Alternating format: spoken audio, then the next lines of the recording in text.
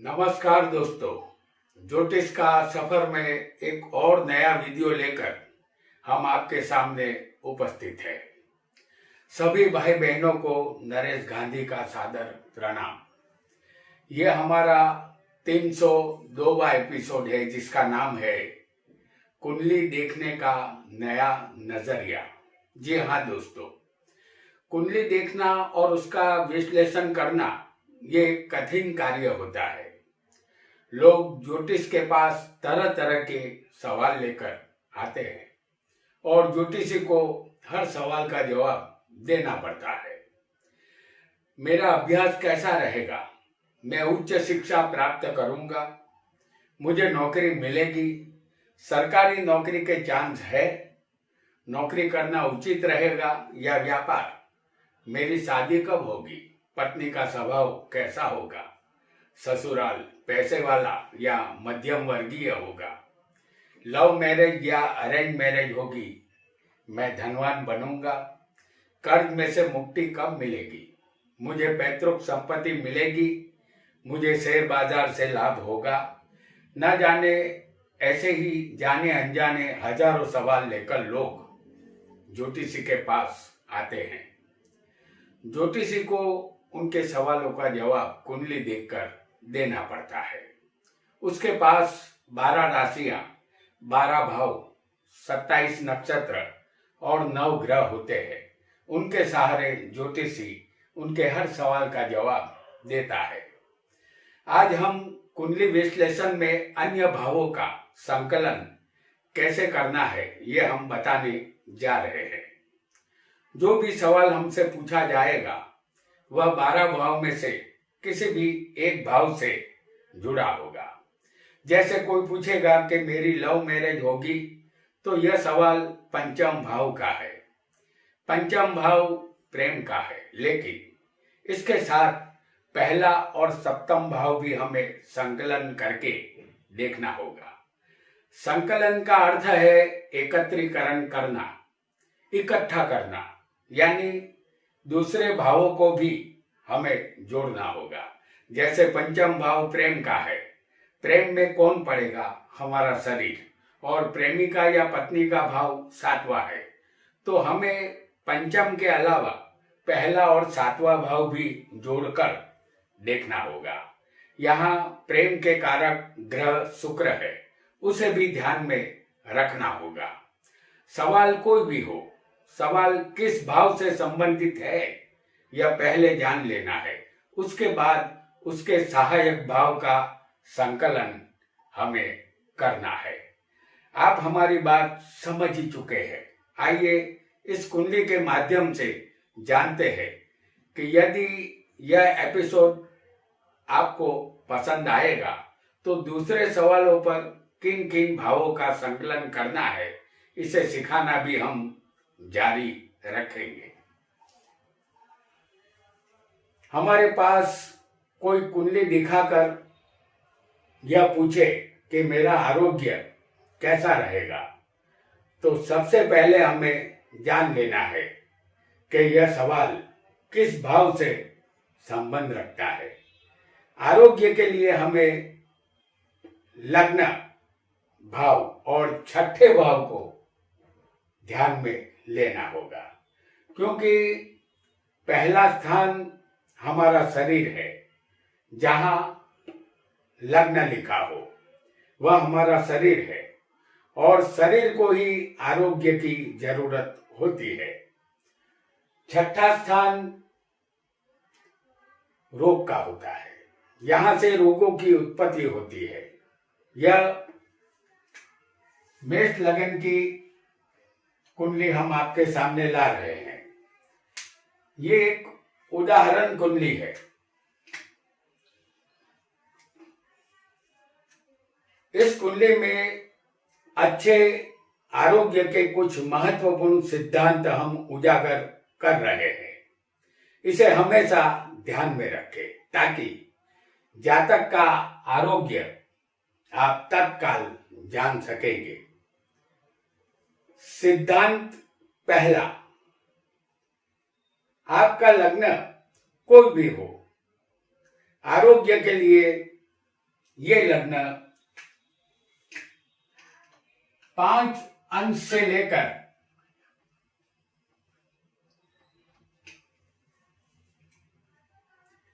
25 अंश तक का लग्न होना चाहिए। 5 अंश से लेकर 25 अंश का लग्न यदि होगा तो अंशात्मक रूप से ये लग्न बलवान माना जाएगा। बलवान लग्न आरोग्य अच्छा रखता है। यदि आपका लग्न 26 अंश से लेकर 4 अंश का होगा तो यहाँ लग्न कमजोर माना जाएगा। लग्न कमजोर हो तो शरीर भी कमजोर है, ऐसा हमें समझना है। यहाँ हम दूसरा सिद्धांत आपके सामने लाएंगे। सिद्धांत दूसरा, लग्नेश कोई भी ग्रह आपकी कुंडली में बनेगा, चाहे वह शुभ ग्रह हो या पापी ग्रह, वह कहीं भी बैठा हो, वह सदा शुभ फल ही आपको देगा। लग्नेश का कुंडली में स्वग्रही या उच्च का या मित्र भाव में होना जरूरी है। जैसे ये मेष लग्न की इस कुंडली में लग्नेश मंगल 10वें स्थान में होगा,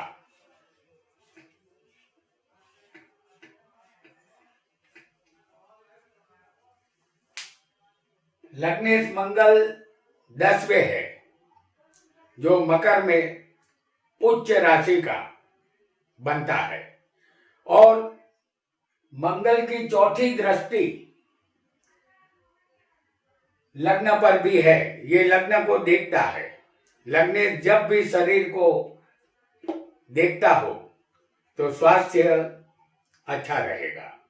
लग्नेश जो हमारे शरीर का मालिक है वह बलवान है, इसलिए जातक का आरोग्य अच्छा रहेगा, स्वस्थ रहेगा, तन हो मस्त रहेगा, मन भी मस्त, ऐसा हमें समझना है। तीसरा सिद्धांत भी हम आपको बता देते हैं। लग्न में यदि किसी को गुरु बैठा हो, ये गुरु यहां हम लग्न में आपको दिखा रहे हैं। गुरु लग्न में होगा तो जातक को आरोग्य का धनी माना जाएगा। या गुरु किसी को पंचम में भी हो सकता है।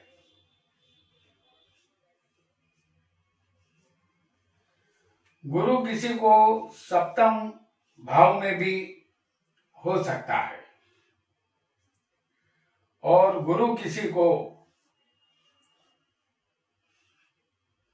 भाग्य में भी हो सकता है।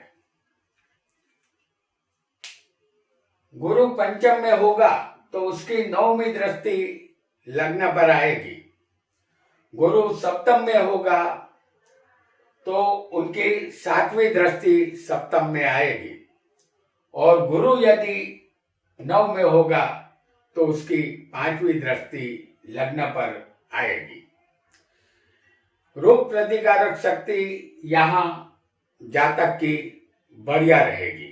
जातक यहाँ तंदुरुस्त आरोग्य का मालिक होगा। जातक को किसी भी तरह की चिंता नहीं रहती। वह एक लंबे समय तक अपने शरीर को तरोताजा रख पाएगा, ऐसा हमें समझना है। चौथा सिद्धांत भी हम आपको बता रहे हैं। लग्न के दोनों तरफ शुभ कर्तरी योग होना चाहिए तो जातक सदा तंदुरुस्त रहेगा। इस कुंडली में दूसरे हम आपको चंद्र को दिखाएंगे, और यहाँ 12वें स्थान में हम आपको दिखाएंगे शुक्र को।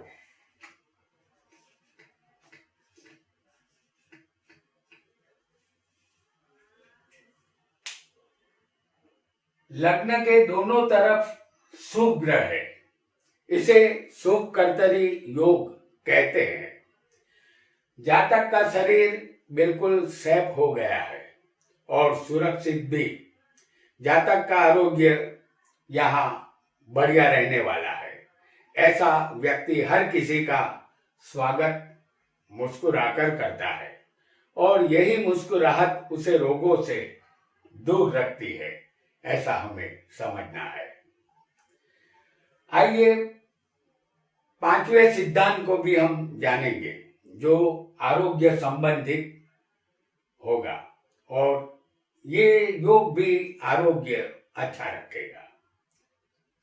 सिद्धांत पांचवा, लग्नेश कहीं भी बैठा हो कुंडली में, उनके दोनों तरफ शुभ ग्रह बैठे होने चाहिए।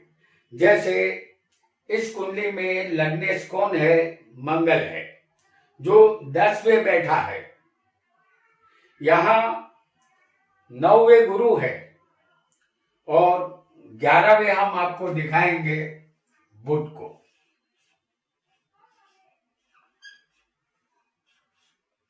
ये बुध कुंभ राशि में होगा। तो लग्नेश मंगल है और 9वें गुरु बैठा है और 11वें बुध है। इसे शुभ कर्तरी योग कहते हैं।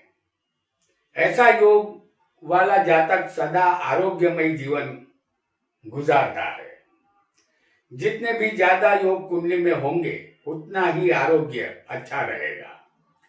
इन सिद्धांतों को आप हमेशा याद रखें और यह भी याद रखें कि वह व्यक्ति हमेशा सुखी रहता है जिसको डॉक्टर की जरूरत नहीं पड़ती, क्योंकि आरोग्य अच्छा रहेगा तो डॉक्टर की जरूरत यहाँ नहीं पड़ेगी। अब शरीर के साथ हमें छठे भाव का संकलन करना होगा, क्योंकि छठा भाव रोग, शत्रु, चोट और कर्ज का है। इस भाव से सिर्फ दुख ही मिलता है। लग्न हमारा शरीर है और शरीर को कभी कभी रोग आ घेरते हैं और हम बीमार हो जाते हैं। यहाँ बीमार होने के भी कुछ सिद्धांत हम बयां करेंगे और आपके सामने लाएंगे कि इंसान बीमार क्यों पड़ता है। पहला सिद्धांत, लग्न हमारा शरीर है और बीमारी का सामना हमारा शरीर ही करता है। मेष लग्न की यह कुंडली है, आपका कोई भी लग्न हो सकता है। सूर्य हम आपको पहले स्थान में दिखा रहे हैं। इस दुनिया में सभी को आरोग्य सूर्य से मिलता है। सूर्य दवाइयां और औषध का कारक है और उस पर अधिकार रखता है। हमारा आरोग्य सदाबहार रखने में सूर्य की महत्वपूर्ण भूमिका है। पहले भाव के सूर्य कारक है।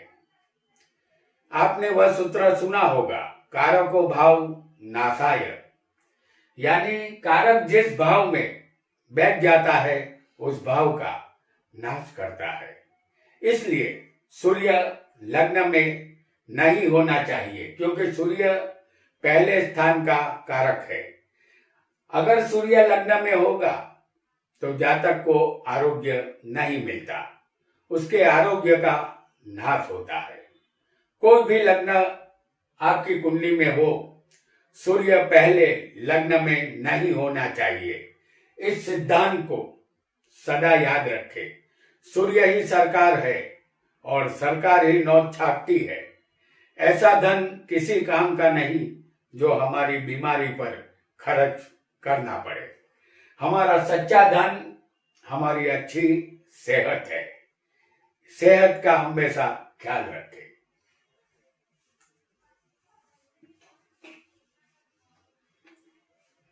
दूसरा सिद्धांत अब हम जानेंगे।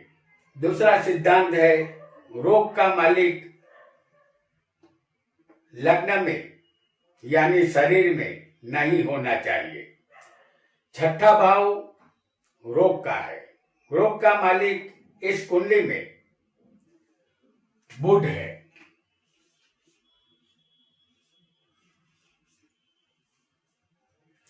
जो लग्न में होगा तो रोग की उत्पत्ति शरीर में होगी। तमाम रोगों की उत्पत्ति छठे स्थान से होती है। रोग का मालिक शरीर में जाएगा तो स्वास्थ्य ठीक नहीं रहेगा। जातक की तबीयत नरम गरम रहेगी। इंसान धन से दवाइयां खरीद सकता है, लेकिन उसी धन से अपनी तंदुरुस्ती नहीं खरीद सकता। ऐसे जातक को अपने स्वास्थ्य के लिए हमेशा खुश मिजाज रहना चाहिए, तभी आप स्वस्थ रह पाएंगे। तीसरे सिद्धांत को भी जानेंगे। तीसरा सिद्धांत इस कुंडली में लग्नेश और छठे के मालिक की युति किसी भी भाव में होगी तो जातक को आरोग्य नहीं मिलेगा। इस मेष लगन की कुंडली में लग्नेश मंगल है, जो 10वें बैठा है, और रोग का मालिक बुध है।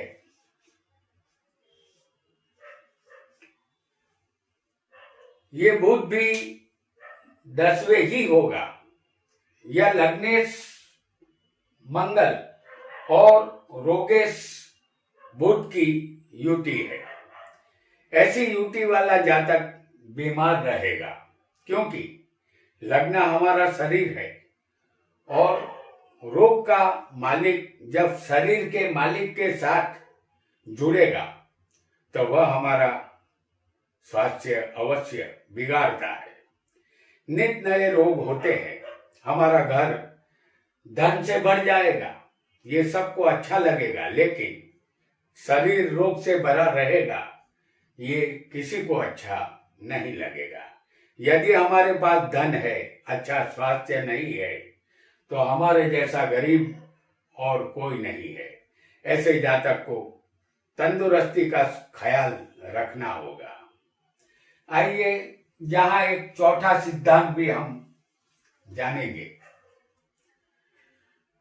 चौथा सिद्धांत ये मेष लगन की कुंडली है। आपका कोई भी लग्न हो, यह एक उदाहरण कुंडली है। इस कुंडली में लग्न में पाप ग्रह नहीं होने चाहिए और न ही पाप ग्रहों की दृष्टि लग्न पर होनी चाहिए, क्योंकि लग्न हमारा शरीर है। लग्न में पाप ग्रह होंगे या लग्न पर पाप ग्रहों की दृष्टि होगी तो स्वास्थ्य नहीं मिलेगा। इस कुंडली में हमने मेष लग्न बताया हुआ है और लग्न में होंगे सूर्य और मंगल,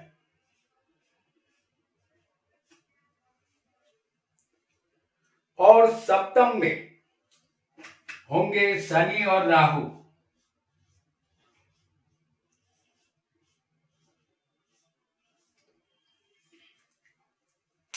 तो लग्न में दो पापी ग्रह यहां पर मौजूद है। लग्न पर दो पापी ग्रहों की दृष्टि यहां पर आ रही है। तो लग्न में दो पाप ग्रहों की हाजिरी यहां मौजूद है, सूर्य और मंगल की, और शनि और राहु की 7वीं दृष्टि लग्न पर आ रही है। और लग्न में दो पाप ग्रह पहले से मौजूद है। यदि ऐसा योग जातक की कुंडली में होगा तो जातक को शरीर का सुख नहीं मिलता, सेहत नरम गरम रहती है। आपको यह बात समझने की जरूरत है कि हमारी सेहत ही हमारा असली खजाना है। यहाँ हम इतना ही कहेंगे कि बीमारियों से लड़ना है तो सुबह शाम हमें दौड़ना है। यह सूत्र आपको याद रखना होगा, तभी आप स्वस्थ रह पाएंगे। आइए यहाँ एक और पांचवा सिद्धांत भी हम समझ लेते हैं। पांचवा सिद्धांत है, आपका लग्न कोई भी हो, यहाँ मेष लग्न की कुंडली हम फिर एक बार ला रहे हैं। इस कुंडली में आपका लग्न पाप कर्तरी योग में फंसा नहीं होना चाहिए। लग्न के दोनों तरफ पाप ग्रह होंगे तो सेहत अच्छी नहीं रहेगी, क्योंकि लग्न हमारा शरीर है। शरीर पाप ग्रहों से पीड़ित होगा तो तंदुरुस्ती नहीं मिलेगी। बिना तंदुरुस्ती के हम कोई भी काम नहीं कर सकते। पहला सुख निरोगी काया, यह सूत्र आपको याद रखना चाहिए। शरीर अच्छा रहेगा तभी हम जीवन में आगे बढ़ पाएंगे। ऐसे जातक को हमेशा पॉजिटिव विचार करने चाहिए। हम यहाँ आपको लग्न में दिखा रहे हैं शनि और 12वें सूर्य को। ये लग्न दो पापी ग्रहों के बीच में फंसा हुआ है, तो इसे कहते हैं पाप कर्तरी योग। शरीर यदि इस तरह दो पापी ग्रहों के बीच में आ जाएगा तो ये शरीर हमारा फंसा हुआ है। जैसे समझ लीजिए कि दो गुंडे यदि हमारे शरीर के दोनों तरफ मौजूद होंगे और यदि हम गुंडों से कहेंगे कि हमें पानी पीना है, तो गुंडे हमें क्या कहेंगे, पानी वानी कुछ नहीं मिलेगा। तो हमारा शरीर बीच में आ जाएगा, और शरीर जब बीच में होगा दो पापी ग्रहों के बीच में, तो हम कुछ भी नहीं कर पाएंगे, यानी कि हमारा शरीर अच्छा नहीं रहेगा। तो दोस्तों, आज हमने कुंडली विश्लेषण में भावों का संकलन कैसे करना है ये जाना। आज हमने आरोग्य कैसा रहेगा इस सवाल का जवाब कुंडली में ग्रहों और अन्य भावों के संकलन के द्वारा आपको बताया। आज इतना ही। आपका बहुत बहुत धन्यवाद।